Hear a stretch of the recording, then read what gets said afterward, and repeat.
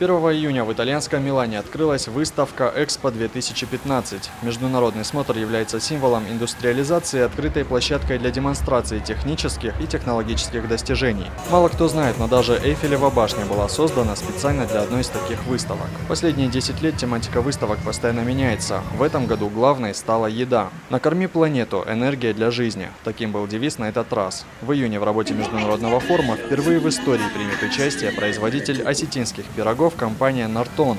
Остинская экспозиция будет представлена на днях кавказской кухни, проводимых в рамках российского павильона «Экспо-2015». Организационную поддержку презентации бренда «Остинские пироги» на международном уровне оказало постоянное представительство Северной Осетии при президенте России. В ходе своей поездки в Италию Всемирную выставку в Милане посетит и Владимир Путин. Напомним, глава государства ранее высказывался о необходимости создания сети общественного питания на основе национальной кухни, назвав осетинские пироги одним из главных его блюд. Российский павильон представлен на Экспо под лозунгом «Растим во благо мира, возделываем во имя будущего». Более 1,5 веков наша страна принимает участие во всемирных выставках, являясь одним из лидеров рынка сельскохозяйственной продукции. А вот Северная Осетия на столь презентабельный форум попадает впервые. Экспо-2015 продлится до конца октября этого года.